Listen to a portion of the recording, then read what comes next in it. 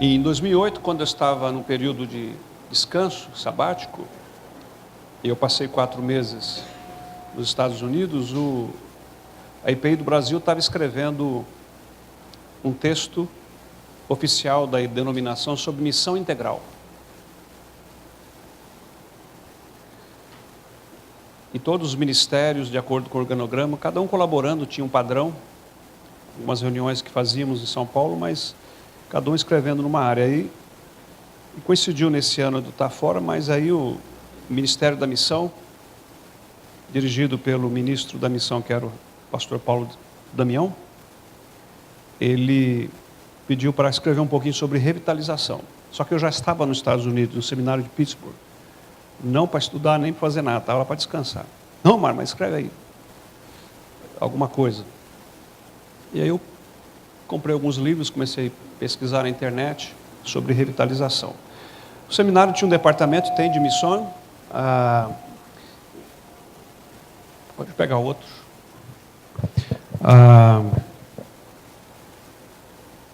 Eu fui entrevistar então o pastor, que era o coordenador, tentando ter alguma informação sobre isso, que era a revitalização. E ele falou, mas Mário, aqui a gente não faz revitalização nos Estados Unidos. Não é na igreja presbiteriana. E esse presbitério de Pittsburgh, na época era o maior presbitério da igreja lá. Estava com 176 igrejas, só o presbitério. Toda a Comex era tempo integral, né? Fui visitar o escritório deles, tudo. Um local grande. O que eles usam lá, então, é novas igrejas. Desenvolvimento de novas igrejas. Plantação de novas igrejas. Eles não mexem com igrejas antigas. Mas eles plantam novas igrejas. E outros modelos. E a gente foi falar um pouquinho sobre a questão da revitalização. E o clamor das igrejas históricas é para revitalizar. E daí, então, depois, especialmente um autor, batista Ed Stetzer, teve ano passado aqui no Brasil, li material dele, aí eu comecei a ver algumas situações de revitalização. Ele conta alguns casos, alguns exemplos, é muito interessante. Quando a gente começa a ler o que aconteceu com algumas igrejas, pensando em revitalização lá, que não era o comum nas igrejas históricas. Outros termos que têm sido criados, parecido é criar e recriar igrejas. Alguns livros em inglês você vai encontrar a palavra recriando a igreja. Em alguns casos não é nem revitalizar, é fazer o enterro, enterrar para ressuscitar. Em alguns casos. Então, não dá para ter um pacote para todas as igrejas. Tá? É bem personalizado, é artesanal. Se a igreja é orgânica, é um bairro, uma cidade, ela está ali, tem algum propósito, e descobrir isso, o que Deus está fazendo ali. Então é muito interessante fazer essa terapia da igreja, né? A autoanálise da igreja. E o grande drama é que as pessoas, elas querem revitalizar, mas não querem passar pela dor da reflexão. Gastar tempo como nós estamos gastando aqui é um grande desafio. Pouca gente não quer fazer isso. Porque a gente não gosta de falar dos problemas da gente. A gente gosta de ouvir soluções rápidas, prontas. Miojo lamen. Pré-cozido, rapidinho. Modelos que dê certo. Não existe isso. A palestra agora, a gente vai colocar um pouquinho de informações, mais revitalização, desafio urgente. Neil Begin, sua esposa, missionários na Índia, eles foram para a Índia como missionários em 36, trabalharam em cidades lá e vilarejos. Eles retornaram para a Inglaterra em 74, eram ingleses. Índia, Inglaterra tem muita ligação por causa da colonização.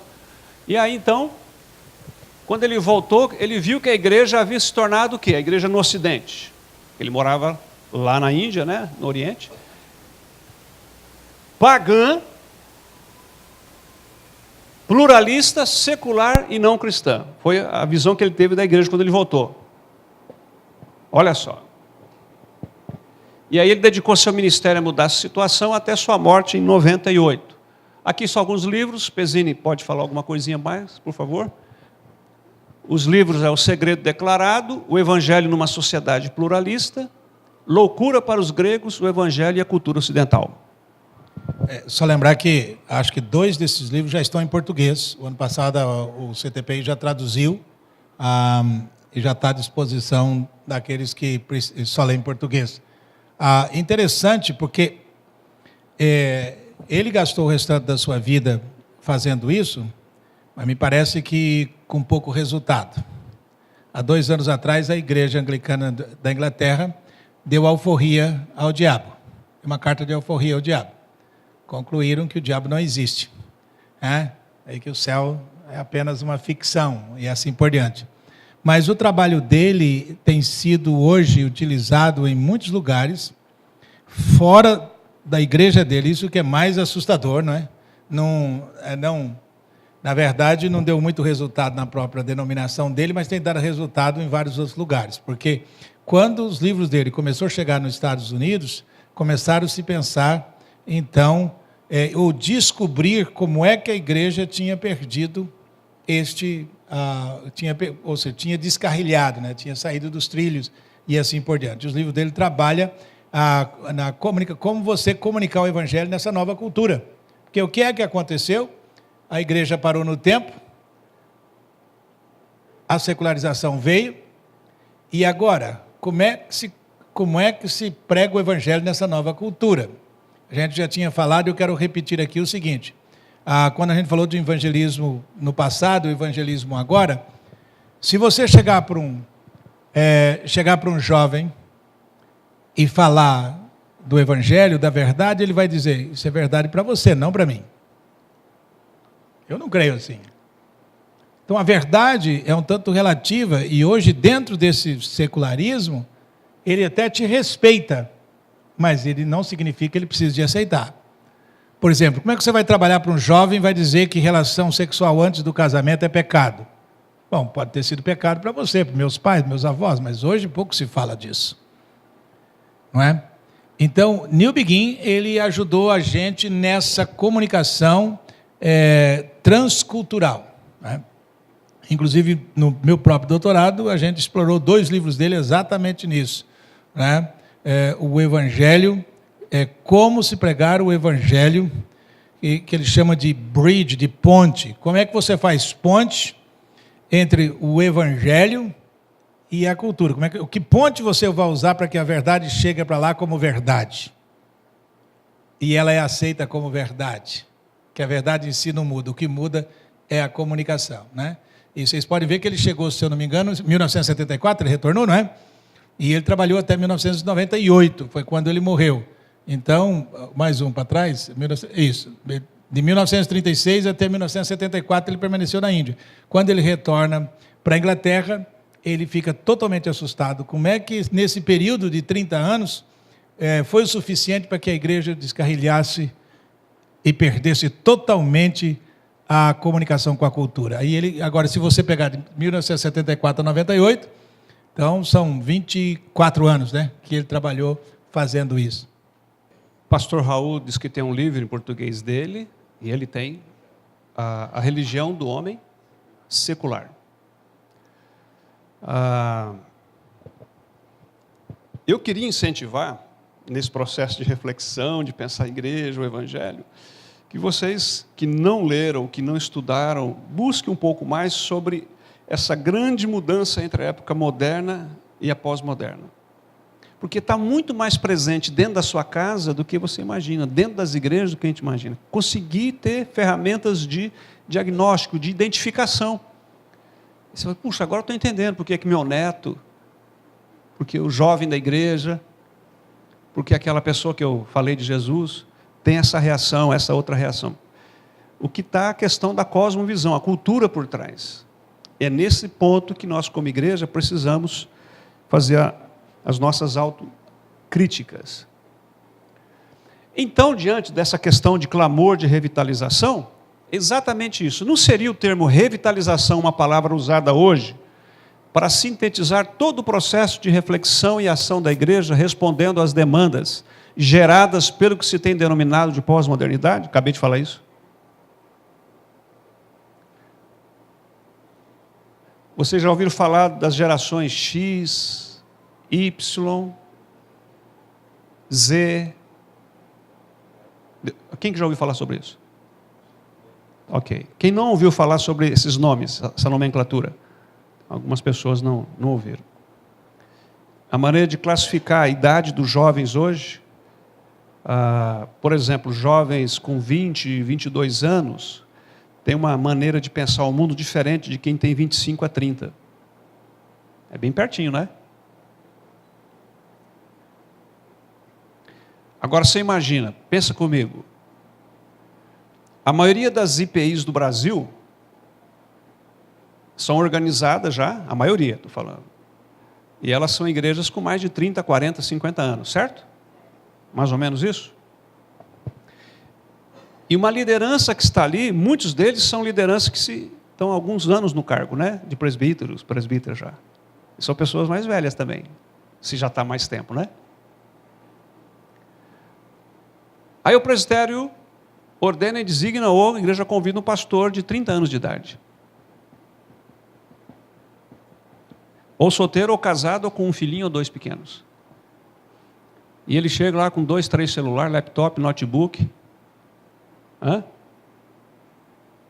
E os presbíteros não gostam de computador, não tem raiva de quem tem. Aí começa esse jovem pastor animado, sangue novo no pedaço, né? Acelerar. E o conselho ali é um conflito de gerações. Como é que é a cabeça de um pastor da geração Y, 30 anos, com um presbítero da terceira idade, na envelhecência? Ele foi criado num caminho suave, mas o pastor não. E aí eles têm que fazer a igreja caminhar, como conselho, tomar decisões. Então, é uma angústia. Angústia para o pastor, angústia para o conselho. E os dois se gostam. Mas não para de brigar um com o outro. Por quê? Porque, normalmente, os mais velhos não resistem às ideias dos mais novos. Mas os mais velhos resistem às atitudes dos mais novos. Relacionamento. Porque sabe que as ideias são novas, são joias. Então, puxa, a gente vai animar aqui, vai revitalizar a coisa e tal. Mas aí, começa a ter esses conflitos. Então, uma igreja histórica como a nossa, com pastores se formando e pastores aposentando, quem não está jubilando por idade, quer jubilar por tempo ministerial para cair fora da igreja, né? Não aguenta mais igreja, o pastor deu 30 anos, agora aumentou para 35, 75. E aí vira um angu. E a manutenção se torna a opção mais atraente. Faz o seguinte, vamos tocando a vida, né? A gente vai levando essa vida, né? Chico Buarque, né? Vamos cantar a musiquinha dele, a gente vai levando. É pau, é pedra, é o fim, vamos embora, vamos tocar o barco. Fazer o quê? Até quando? Até Cristo voltar. Josué 18:3. É isso mesmo? Alguém pode conferir se é isso aí? Ó? Até quando vocês ficarão acomodados, sem disposição para conquistar a terra que o eterno Deus dos seus antepassados deu a vocês? Até quando? Olha, está lá em Josué e Deus já está chegando aí, né? O jeitão profeta de Deus, né? Apacenta, quer dizer, apacenta na cabeça, né? É assim que é o profeta. Vamos ficar fazendo evento, fazendo encontros, fazendo diagnóstico, diagnóstico, diagnóstico. Ano entra, ano sai, e não sai daí. Às vezes nós queremos tudo pronto para começar alguma coisa. O desafio maior do Sara é que a gente não deixou ficar tudo pronto. A gente foi fazendo e vai arrumando no caminho o trem. Até as palestras aqui a gente está arrumando na caminhada. Não fica tudo bonitinho, tudo prontinho. Tem que começar de algum lugar. Tem que fazer.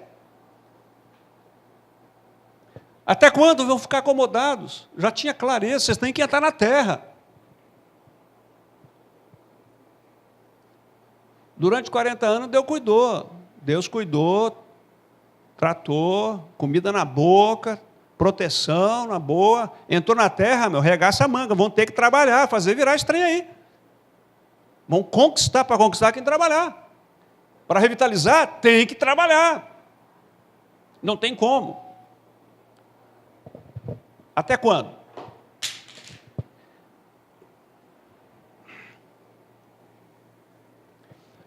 Olha só, falamos já isso e estamos reafirmando algumas verdades nessa palestra. Na plantação, a colheita pode acontecer entre 3 e 5 anos, depende do contexto, depende do obreiro, depende de uma série de fatores, mas é nessa média. Na revitalização ocorre entre 7 a 10 anos. Guarda isso, presbíteros e pastores que vão ter que conversar sobre isso, se quiser conversar sobre isso para decidir. É isso aí. Não adianta querer encurtar, atalhar, não vai acontecer.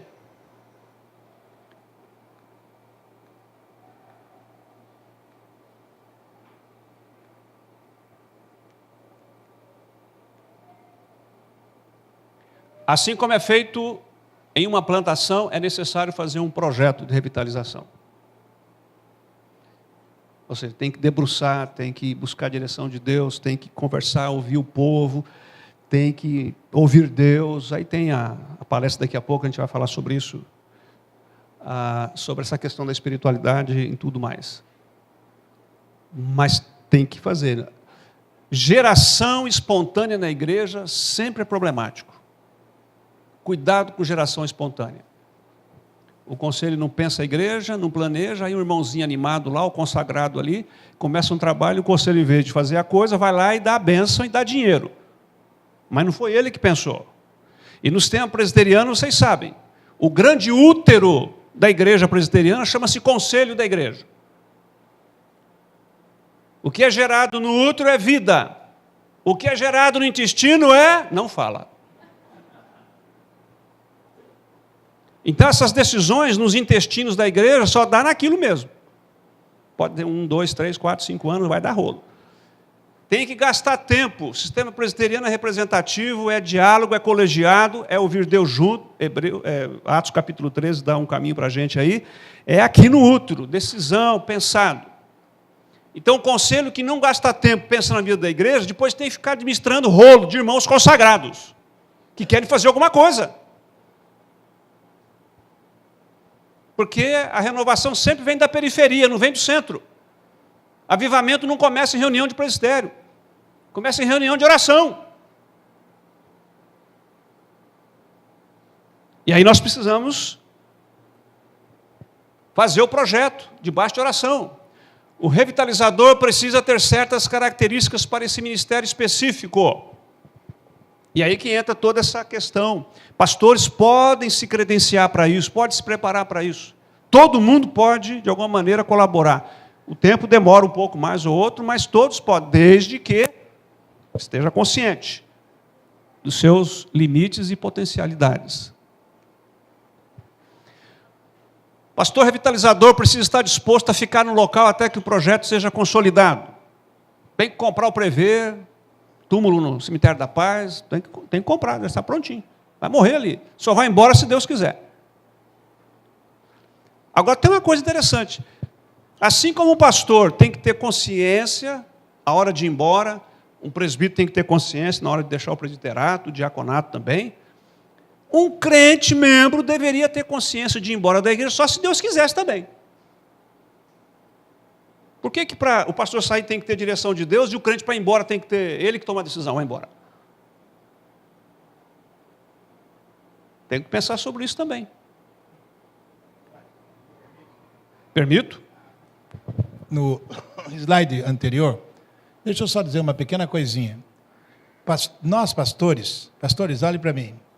Nós, pastores, precisamos estar conscientes das nossas características, de como Deus nos fez. Nem todos os pastores conseguirão fazer uma revitalização. Por quê? Porque ele é um pastor pior do que o outro? Não. Porque ele não tem certas características. Eu fiz o meu doutorado e a minha tese é sobre as características de um plantador de igreja.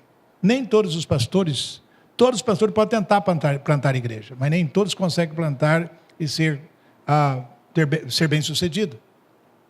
Porque Deus nos fez assim. Deus nos fez assim. Uma das características que é necessária, uma das, né, que são necessárias para talvez uma das mais necessárias para o revitalizador, é o indivíduo que tenha uma boa liderança. É um líder em potencial. Porque ele vai lidar com problema. Ele tem que ter um bom conhecimento de análise e resolução de conflitos. Ele precisa ter uma boa liderança. Ele tem que ter a capacidade de motivar e convencer que estão no caminho certo. Porque você mexer com gente que está no trono há 60 anos, e depois você chegar e tirá-lo do trono, cara, a partir de hoje você não vai reinar mais aqui, é um jogo duro, certo? E um outro fator interessante, por exemplo, quando eu cheguei na igreja para revitalizar, qual foi a minha pior decepção? No meu primeira reunião do conselho. Isso foi em 1990. Reuni o conselho, tinha 5 presbíteros. Eu levei uma pauta, se eu não me engano, tinha 9 ou 10 itens a ser trabalhado. Eu cheguei no conselho e ia jogando as coisas, 2, 3 presbíteros concordando, todo animado, e um cara ficava quietinho, e no final, quando ele falava, mudava tudo. Todo mundo voltava para ele. Eu fui para casa naquela noite, eu não dormi. Não consegui dormir. E disse, gente, eu montei num burro em pelo. Essa é a expressão lá no sul. Só que aquilo que eu disse aqui já hoje, que muitas coisas eu acertei sem saber, pela graça e misericórdia de Deus, eu descobri que aquela família era a dona da igreja.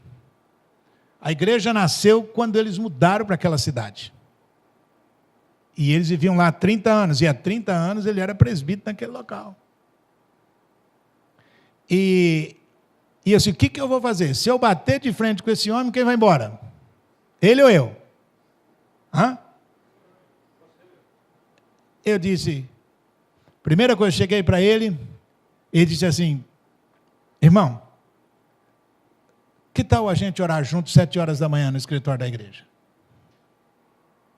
Ele, pastor, ótimo. Então começou a orar comigo às 7 horas da manhã, eu orava das 7 às 8, ele ia para o trabalho e eu continuava orando até às 10. E eu achei que aquilo não era suficiente, porque a oração a gente pouco conversava. A gente orava. Aí eu convidei ele para andar, toda tarde. Então ele era engenheiro, trabalhava na Copel, e convidei ele para andar comigo. Então toda tarde ele chegava da Copel, ia na casa dele, tirava a roupa, punha a roupa de andar, passava na minha casa, a gente saía andar junto. Enquanto nós andávamos, eu passava as coisas para ele. Eu ia consultando. No mês seguinte, durante as nossas caminhadas, eu passei as 9 ou 10 coisas que não tinham sido aprovadas na reunião passada, e ele concordou com todas elas.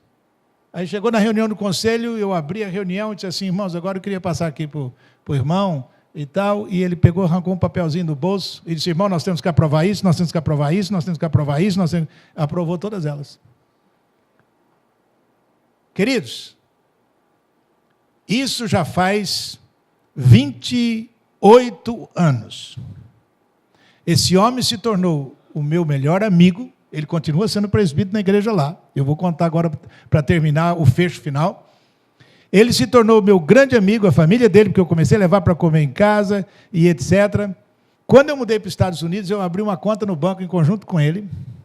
Ele administrou minhas coisas aqui no Brasil. Ele vendeu uma casa, comprou um apartamento e fazia tudo. Cara, foi muito interessante ver o interesse dele em comprar meu apartamento. Eu estava nos Estados Unidos.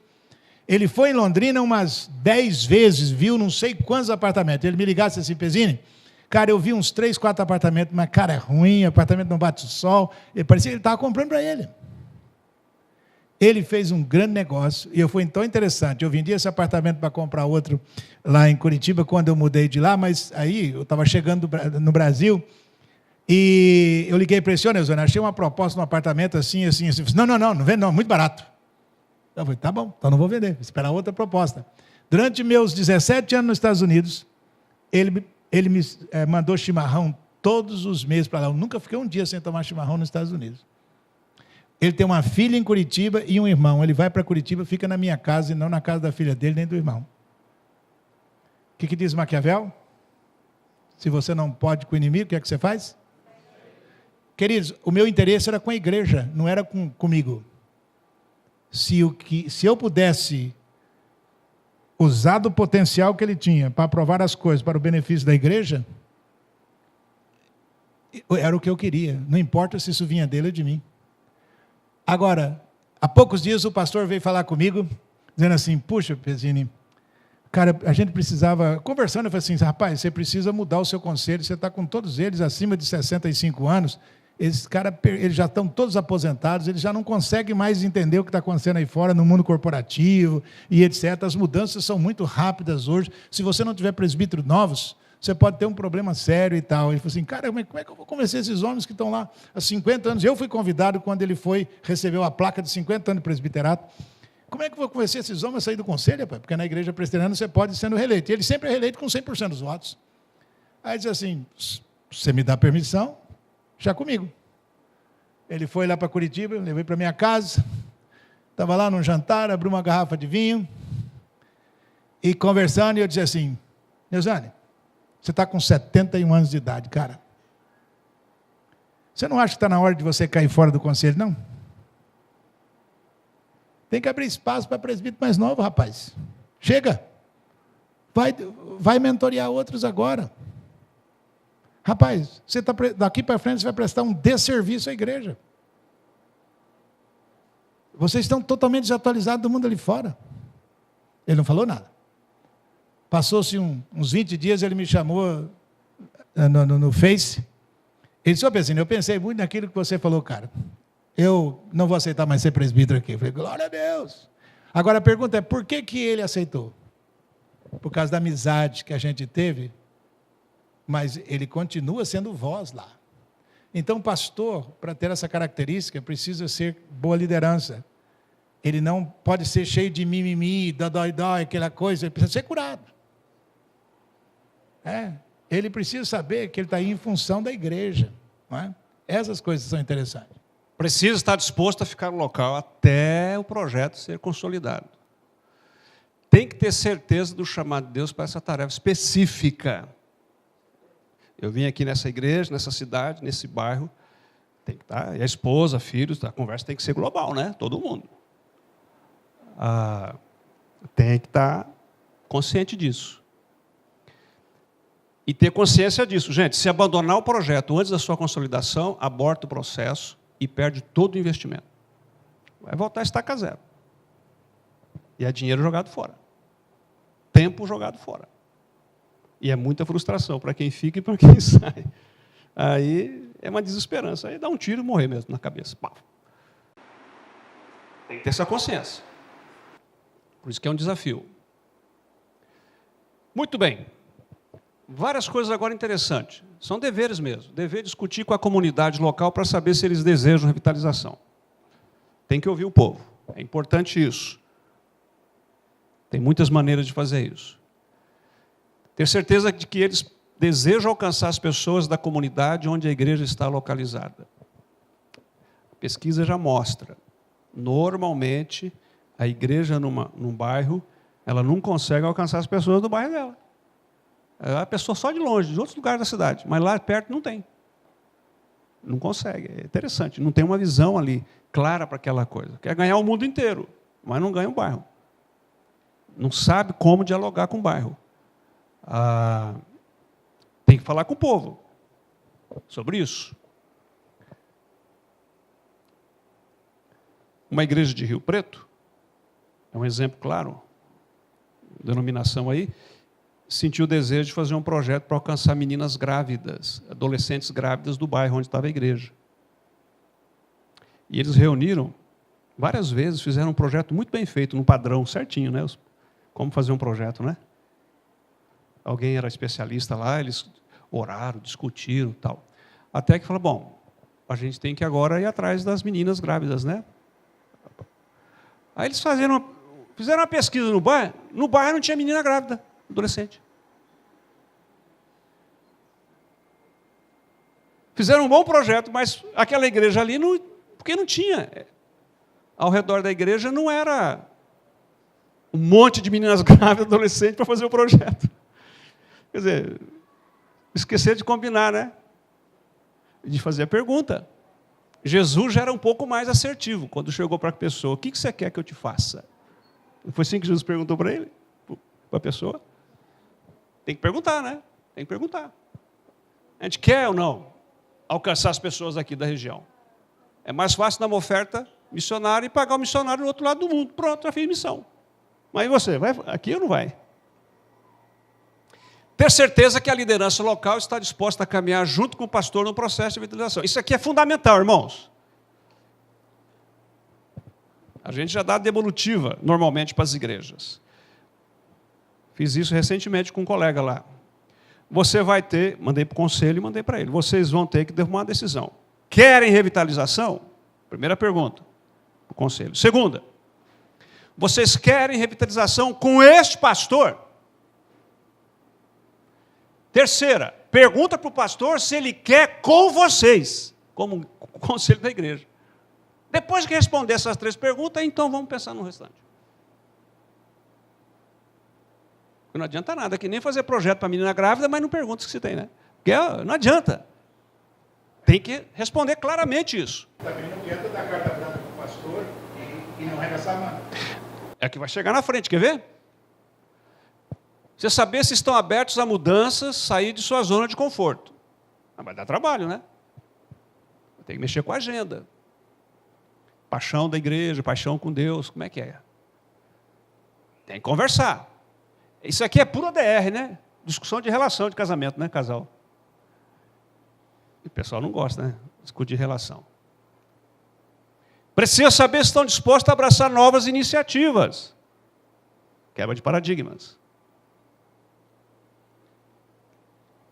Precisa saber se eles estão dispostos a pagar o preço para a revitalização. Que é essa questão de administrar conflito, perder gente, ter que pensar o que vai acontecer, viver a incerteza, insegurança, medo. Tem problema, é um preço, tem que caminhar.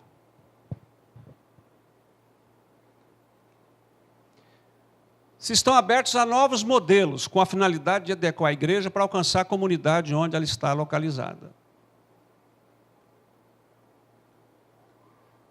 É mais ou menos assim, alguns podem dizer, pastor, eu não estou entendendo muito bem isso aí não, mas eu vou dar um voto de confiança. Eu pelo menos estou aberto, vamos lá, vamos junto, estou junto. Eu vou entender mais no caminho, mas eu estou junto. Pode até não entender tudo, esses novos modelos, mas vamos lá, tem que dar um jeito. Precisa saber se eles estão dispostos a trabalhar ao lado do pastor quando outros questionarem. Aí é a hora da vaca, tossir. Porque aí vão chegar a peixeira no pescoço do pastor. Aí o conselho falou, não, tem um negócio aqui. Para dar um exemplo meio exagerado, eu vou dar o exemplo do Jeremias, pastor Jeremias Pereira, da 8ª Igreja de Belo Horizonte, o Jeré. Ele foi falar no encontro de homens lá em Vitória, tempo de exorcismo, possessão, e um endemoniado chegou lá. E ele queria era pegar o pastor mesmo. O negócio foi feio, a história é longa. E aí levaram ele para uma sala, o pastor foi lá, mais alguns presbíteros, e o cara foi com a faca e foi para cima do Jeremias. E ele estava com o presbítero dele. participando do evento. Na hora que o endemoniado foi... Tem detalhes desse tipo de demônio que aconteceu lá. Não vou compridar a conversa. Mas na hora que o cara foi com a faca para cima do pastor, porque ele foi em cima com a faca, levantou e foi para cima, o demoniado.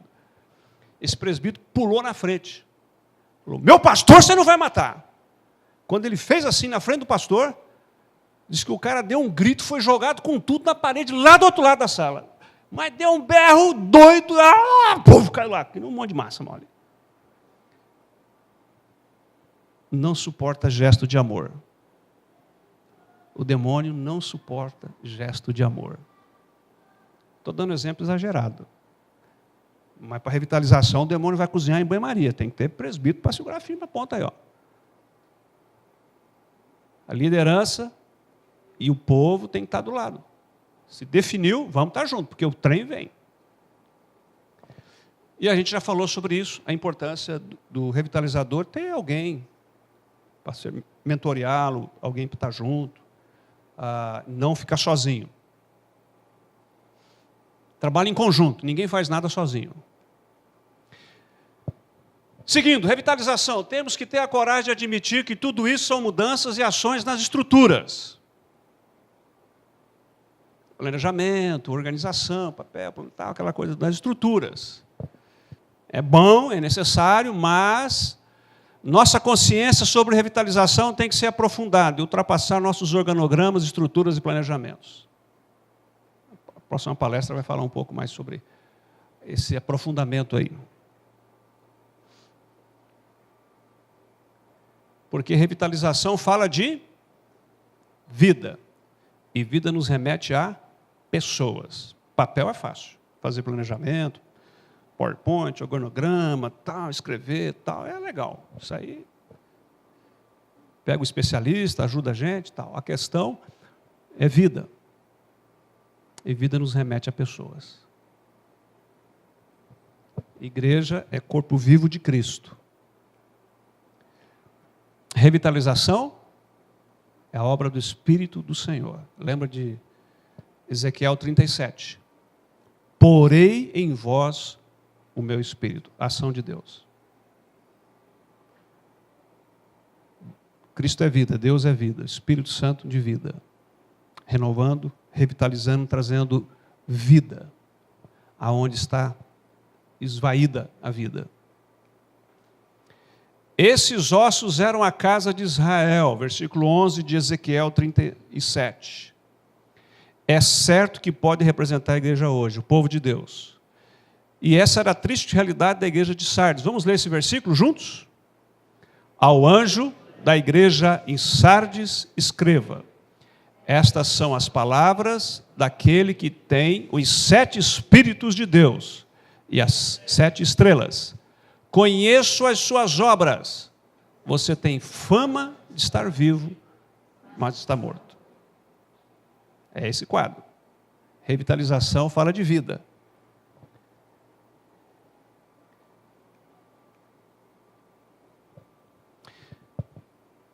Se ficarmos só em estrutura, organização, é ficar na superficialidade.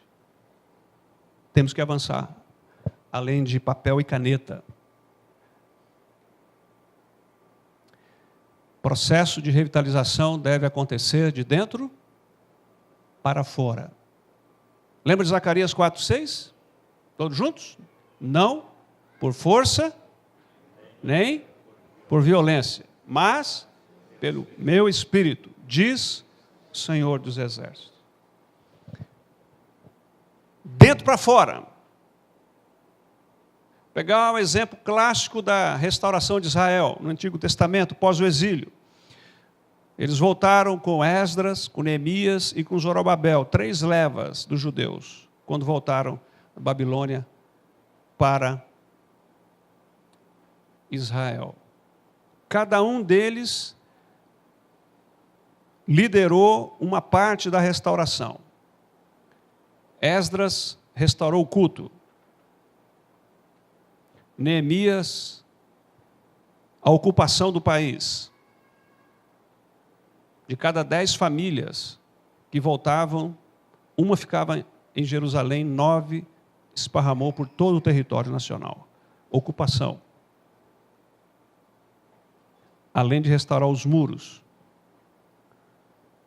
Zorobabel, o sacerdócio, para o culto. Ora, se você perceber a volta dos judeus, não foi tudo de uma vez. Não vieram todo mundo juntos, numa leva só. 3 grandes levas, mas se você perceber o que cada um fez, um restaurou o templo, o outro os muros, e depois a ocupação do país inteiro, de dentro para fora.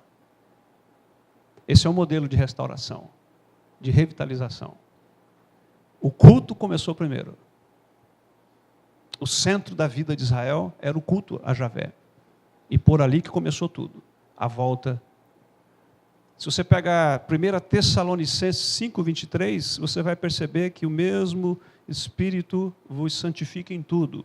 E aí coloca a ordem. O vosso espírito, alma e corpo sejam conservados íntegros, inteiros, não fragmentados, e irrepreensíveis até a volta do Senhor Jesus. É interessante esses detalhes de como é de dentro para fora.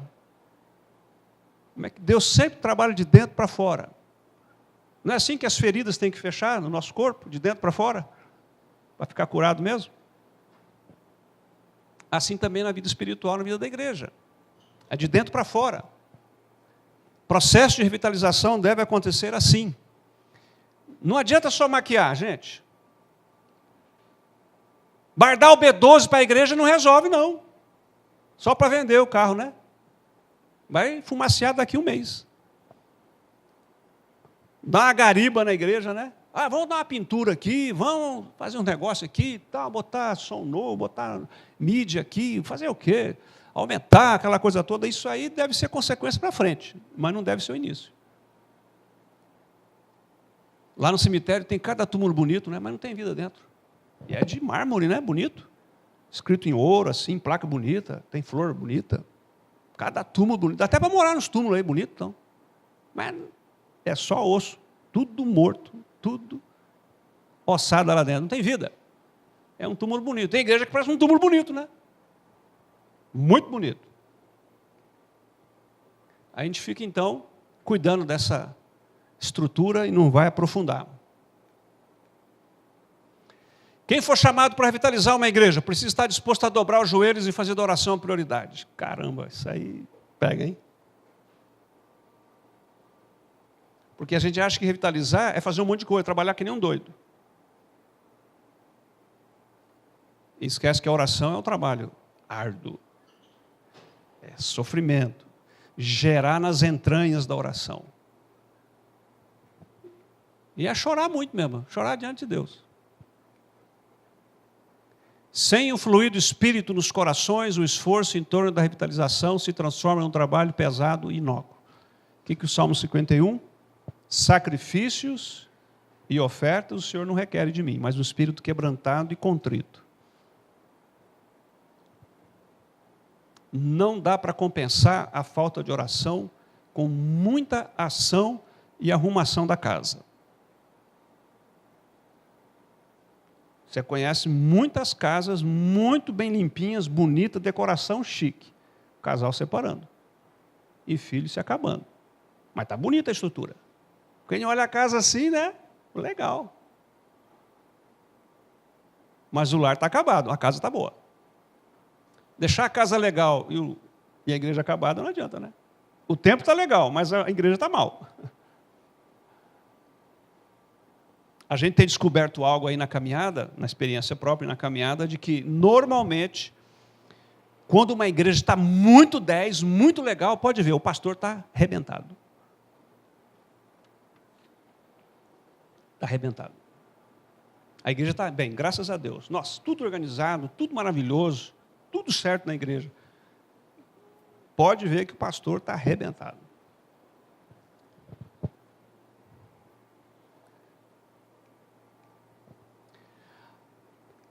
Aí vai chegando e afunilando. A busca de uma renovação pessoal da própria vida da liderança.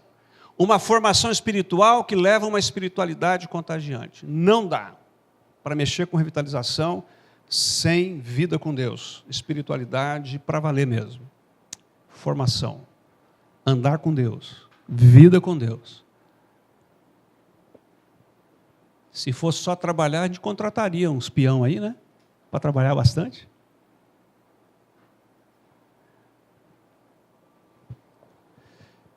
No último retiro do Sara, no lar São Francisco, aqui em Jaci, a gente foi conhecer o ermitério. Uma fazendinha do lado, eles reformaram a sede da fazenda, e tinha 5 monges lá, né? Inclusive um deles, liderando, era cadeirante, lá de Pirapozinho. E eles estão construindo as celinhas. Ermitério quer dizer locais para você orar. Eles estão construindo para as pessoas de fora que querem passar um dia, 2 dias, uma semana lá. Eu falei, mas o que vocês estão fazendo aqui e tal, tal? Explicou todo lá o local, a capela, o quarto, a cozinha, tal, prepararam coisa para a gente comer lá. Falei, sabe, os franciscanos trabalham muito com as obras sociais. E eles têm quase 90 obras pelo país. Então, nós estamos aqui dedicando parte do nosso tempo. Nós vamos ficar 1 ano aqui nesse local. Mais ou menos 1 ano aqui. Mas o que vocês fazem aqui? A gente ora. Como assim? Nós estamos aqui intercedendo por todos os demais que estão com a mão na massa, trabalhando nas obras sociais. Como a correria é muito grande, cuidar de doente, cuidar de recuperação de drogados, viciados, aquele ritmo pesado de cuidar, né? Então, eles não têm muito tempo para esse tempo de contemplação mais longo. Então, a gente está orando aqui para sustentar eles lá. Aí eles dedicam, ano que vem um outro grupo. Enquanto descansa, eles oram e os outros estão lá trabalhando. Vai fazendo a rodízio. Oração em favor de quem está trabalhando lá na frente. A busca de uma renovação pessoal. Da própria vida de cada líder. Começa de dentro para fora. Revitalização passa pelo púlpito. Falamos isso já bastante hoje. Ou seja, as pregações deverão ter como foco a mudança de vidas. Nós temos um aspecto cultural latino-americano.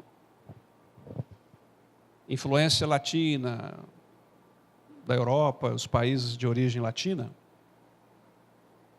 Isso vale para política econômica, sistema político mesmo, e isso influencia a igreja que está nesses países. A gente fala demais e faz de menos.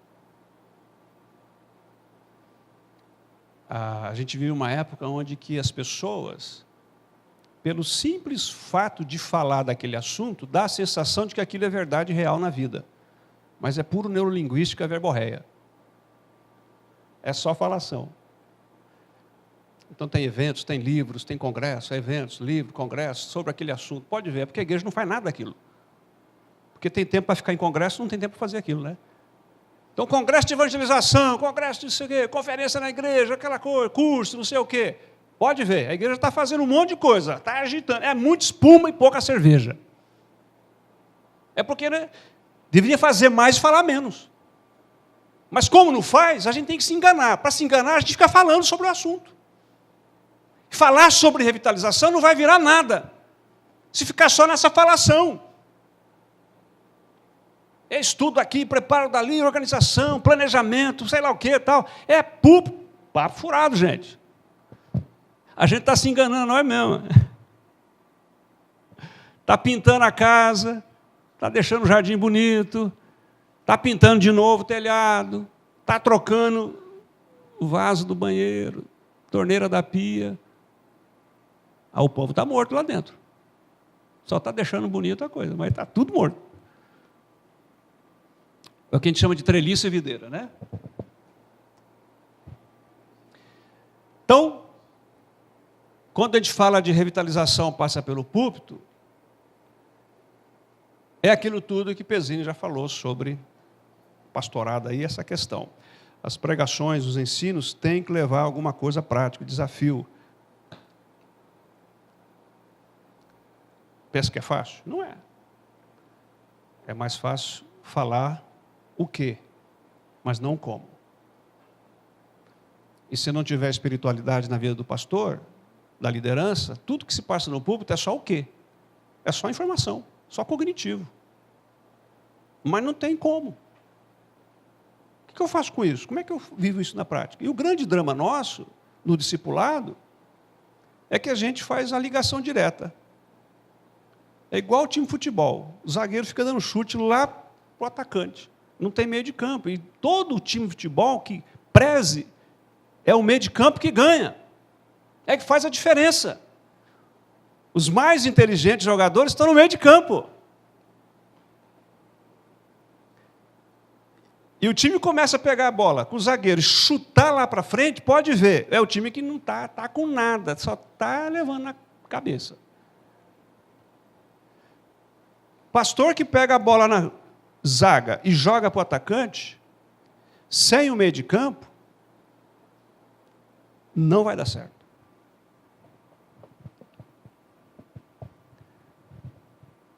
Por isso, passa pelo púlpito. Não vamos aprofundar isso aqui agora, já foi conversado, mas é o desafio urgente. A gente só caminhou um pouquinho mais nessa palestra sobre alguns assuntos e entrou o assunto da espiritualidade, que a próxima poderá estar aprofundando. Acho que é a última, né? Acabou. Uns minutinhos aí para pergunta, colocação, levantar dúvida. Olá, pergunta. Com um rostinho novo, sou de Palestina. A nossa realidade lá, ela não tem essa... Como é que eu vou dizer? Vai ter uma dificuldade maior, porque a gente não tem um pastor no tempo integral, por questões principalmente financeiras. Né? E eu estou incumbido de levar à igreja algo que tenha um... Como é que eu vou dizer? Um sentido que dê essa revigoração à igreja novamente. E esperava muito que o Sara fosse... talvez uma solução já mais palpável aí. Existe talvez um projeto assim, algo na visão do Sara, sem ter um pastor em tempo integral? Vendo a nossa realidade, no caso? É essa que eu não queria falar.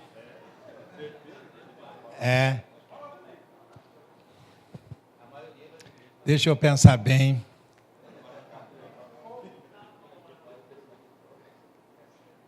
Queridos,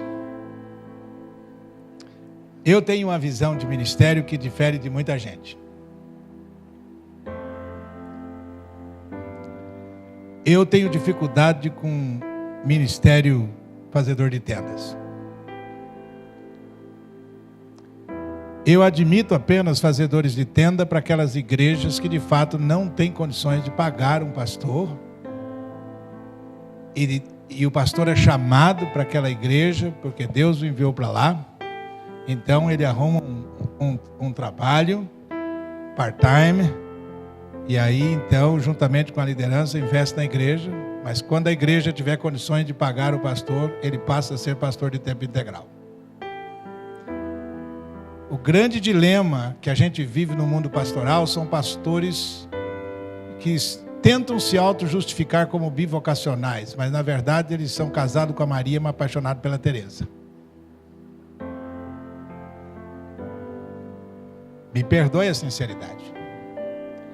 E aí ele fica, muitas vezes não faz uma coisa bem feita nem num lugar e nem no outro, e se sacrifica e sacrifica a família. Porque muitos deles trabalham o tempo todinho, 8 horas por dia, 40 horas por semana, e ainda pastoreia.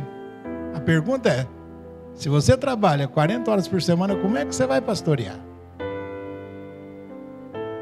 Mesmo que você se esforce, você não consegue mais do que fazer manutenção em uma igreja. Agora, irmão, qual foi o irmão que fez a pergunta? É possível. É possível. Deus não desiste da igreja. Porque a igreja, Deus não tem plano B. Já falei isso aqui. A igreja não pertence a nós, pertence a Jesus Cristo. Ele é o Senhor dela. E a Bíblia diz que Ele zela por ela. Eu acho que o conselho ou a liderança dessa igreja precisa ser consciente, sentar com o pastor, ver quantas horas de fato o pastor pode dar para a igreja, algo que não venha trazer sobre ele uma sobrecarga para que ele não fique doente, porque pastores doentes enfermam a igreja. Pastores doentes produzem ovelhas doentes. Isso não resta dúvida. E é o que mais a gente tem visto nesses 5 anos, 4, 5 anos trabalhando com pastores. E é necessário fazer isso.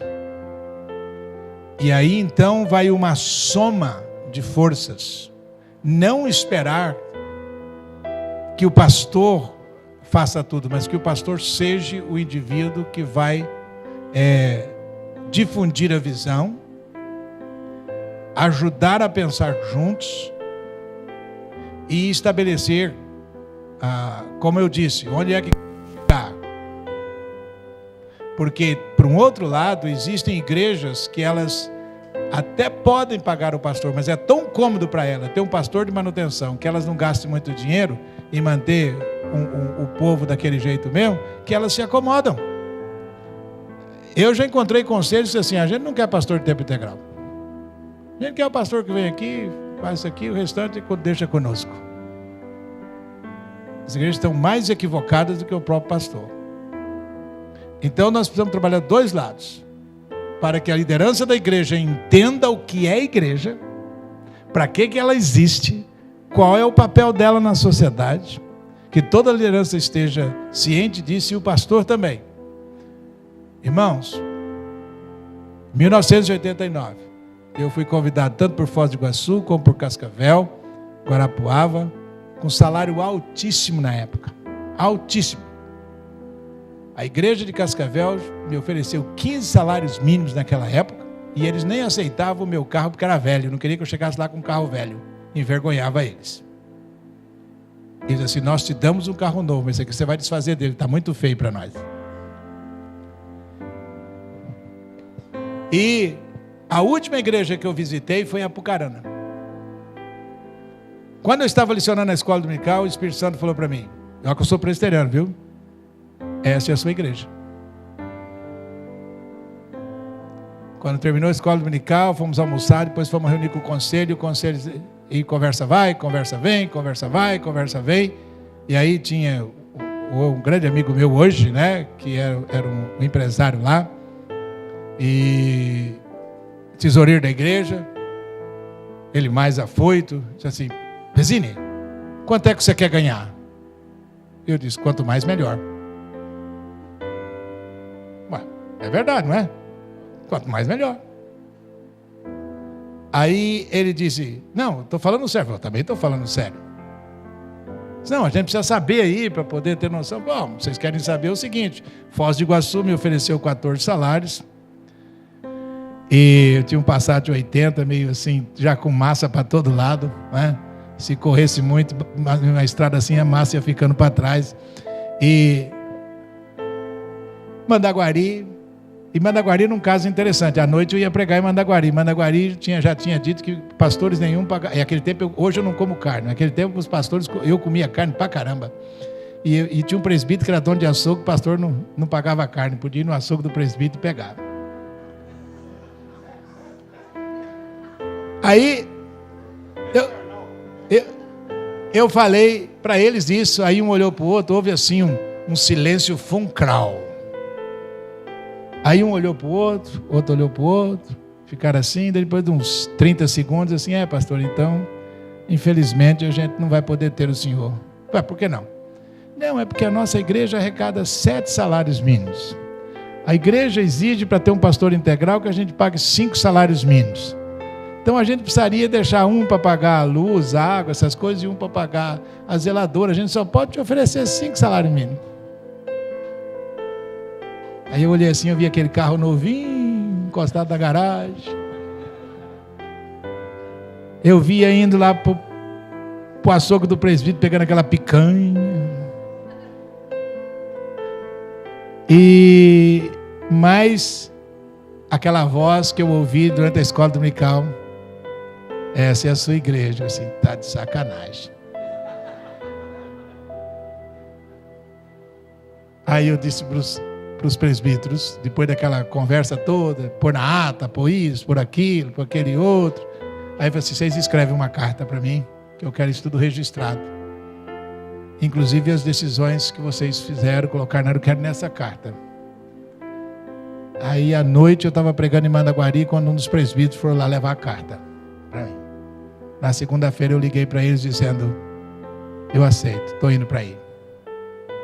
Meus colegas quase me lincharam. Você é doido, cara, todo mundo. Queridos, então é isso. Mário falou uma coisa, apenas ele passou rapidamente. Pastores, nós pastores precisamos ter certeza de que Deus está nos enviando para aquele lugar específico. Certeza, eu digo que nós temos que ter a certeza absoluta que nós temos que amar aquele povo, gostar da comida deles, do cheiro da comida deles, da cultura deles, do jeito deles. Jonas foi mandado para Nínive. Ele não gostava do povo de Nínive, não gostava da cultura de Nínive, não gostava do cheiro da comida de Nínive. Ele odiava Nínive e ele queria que os ninivitas fossem destruídos. E ele pega um navio e vai para Tarsis, porque Tarsis era Manhattan. Todo mundo queria ser pastor em Manhattan, não em Nínive. Essa é a verdade. 2010, dia 10 de maio de 2010, eu estava orando. O Espírito Santo disse para mim: daqui 2 anos você vai embora para o Brasil. Eu disse: pai, o senhor vai ter que convencer minha esposa. Minha esposa dizia que nunca mais voltaria para o Brasil. Quem foi aos Estados Unidos conhece um país de primeiro mundo, as facilidades que as mulheres têm lá. Minha esposa nunca dirigiu no Brasil e não dirige mais lá, ela dirigia, tinha o carro dela.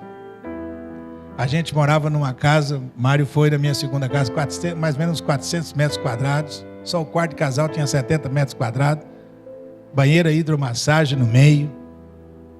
Essa é a realidade lá. Dirigia um carro que aqui custa 180 mil reais. A esposa tinha liberdade de tudo. Peguei um caderninho e anotei. Fiquei calado. Quando foi no final de setembro, em setembro, meu chefe foi para lá e disse assim: Pezinho, eu estava orando. Estou muito preocupado que você está viajando muito para o Brasil, 5, 6 vezes por ano. E eu senti no meu coração que eu acho que você deve pensar em mudar de volta para o Brasil. Eu me gelei. Aí virou para minha esposa e disse assim: e você, Odete, o que acha? Ela disse assim: Deus nos trouxe para cá. Se quer que nos levar para lá, e eu piorou para mim. Quando foi no dia 5 de novembro, eu tinha que vir de novo. Mário lembra disso. Nós íamos ter aquela reunião de avaliação lá em Recife, tivemos. Não, nós viemos do dia 8, a reunião foi. Dia 5, meu chefe foi em casa e abriu o jogo. Dizendo: Pezinho, agora estamos falando sério, você vai para o Brasil, a IPI está para mudar de liderança, eu quero que você reúne com os candidatos e as coisas, começa a preparar o caminho para você mudar para lá e etc. Aí falou com a Odete, ela estava aberta e eu fiquei assustado. Aí eu não aguentei. Lá no meu escritório, peguei o caderno. E ele disse assim: eu estou pensando, Pezinho, que até maio de 2012 você já está de mudança. Aí eu não aguentei. Fui lá no escritório, peguei meu caderninho, em lágrimas, mostrei para ele e falei assim: que o que Deus disse aqui, dia 10 de maio de 2010. Veja aqui. Queridos, quando foi em maio de 2012, a nossa mudança chegou no Brasil. Pouco tempo atrás, todo mundo pergunta Como é que vocês estão se sentindo? Antes disso, desculpa eu me delongar um pouquinho, porque eu acho isso interessante para responder a pergunta do irmão. Oswaldo Prado soube disso, foi lá na minha casa nos Estados Unidos, reuniu conosco e disse: estou sabendo que vocês estão voltando para o Brasil. Eu trabalho com missionário há anos, e quase todos os missionários que passam fora do país por um tempo, quando chega, tem uma crise de cultura ao reverso, e entra em depressão. E eu quero dizer, Pezzini, que eu quero me colocar à disposição, a Shirley como psicóloga que faz esse trabalho, qualquer coisa nos procura. Muito obrigado, muito obrigado. Pouco tempo atrás, reunimos com a esposa. Você está disposta? Estou. Então eu quero que você lembre uma coisa: nós vamos fazer um pacto entre nós. Primeiro, quero que vocês saibam que nós voltamos para o Brasil, nós não vamos ter a mesma qualidade de vida que nós temos aqui. Não vamos morar numa casa como nós temos aqui. Não vamos dirigir um carro na mesma qualidade que nós temos aqui. E fui expondo tudo. Falei, tem mais. Nós nunca vamos, para ninguém, comparar o Brasil com os Estados Unidos. Pouco tempo atrás, eu chego em casa, minha esposa está no telefone, e alguém falando com ela, fez uma pergunta mais ou menos assim para ela, assim: o que vocês estão achando de volta? Qual a sua dificuldade? Ela virou assim: olha, eu vou dizer uma coisa para vocês, parece que eu nunca morei fora. Nós estamos felizes da vida. Porque, queridos, o melhor lugar de nós estarmos é onde Deus nos coloca. É onde Deus nos coloca. Então, não importa se é Nínive ou se é Manhattan. O melhor lugar onde Deus nos coloca. E nós, pastores, precisamos ter essa consciência. Então, volto a frisar. O pastor que for levado para uma igreja dessa, trabalhando junto com o conselho, ele tem que ir sabendo que hora a igreja vai recuperar, vai vir gente, vindo gente vem dinheiro, Deus tem um plano para aquela igreja, ela vai se tornar autossuficiente, vai crescer, e hora que crescer, o pastor tem que ter a consciência de dizer: Deus me trouxe para cá. Porque, queridos, muitas vezes nós não queremos deixar um serviço secular porque nós não temos fé suficiente para acreditar que Deus nos sustenta. Que Deus é o nosso sustentador. Mas deixa eu te dizer uma coisa para você. Esse é um engano, porque não importa o que você faz na vida, o seu sustentador é Deus. O meio que Deus te sustenta pode ser completamente diferente. Um é através de licionar, o outro trabalha num banco, o outro faz outra coisa, mas o seu sustentador continua sendo Deus. Esse é o meio que Deus usa para te sustentar, mas a fonte continua sendo Deus. Eu tenho que levantar o meu sustento. Final do ano passado, falei para o Mário, estou um pouco preocupado com a crise na igreja dos Estados Unidos, a divisão na igreja. Eu tinha perdido 57% dos meus mantenedores. Preocupado assim, eu nunca fiquei, depois de anos se acostuma, você não fica assim, tão preocupado. Mas assim, meu chefe me ligou dizendo: cara, você perdeu, o ano que vem está aí, de onde vem a sua fonte? Né? E aí, marquei para ir para os Estados Unidos agora, em abril, e minha surpresa, até falei com o Mário, meu chefe me liga dizendo assim: Pezzini, você pode não acreditar, cara, novos mantenedores surgiram sem que a gente falasse nada. Alguém ligou para a fundação, viu no meu trabalho na homepage, e disse assim: eu quero contribuir para o ministério dele. E então nós temos que acreditar nisso, irmão. A verdade é essa. Toda igreja precisa ter seu pastor. E é para isso que Deus coloca. Se ela não pode te pagar um salário que vai te dar uma vida. Agora, quando eu saí de Apucarana, eu já estava ganhando o mesmo tanto que me prometeram pagar naquelas outras igrejas. Chegou um ponto que eu tive que falar para o conselho: irmãos, eu não quero mais aumento. Eu já estou ganhando acima da média, eu não quero mais. Vamos trazer alguém para trabalhar conosco, mas eu não preciso de mais aumento. Então Deus é fiel. Então acredito sim que é possível, desde que haja um engajamento. Pastor e liderança, porque você não vai matar o pastor trabalhar 40 horas fora e 40 horas na igreja. Não tem como fazer isso. E numa revitalização, muitas vezes, você tem que trabalhar mais do que isso. Né? Alguma pergunta mais?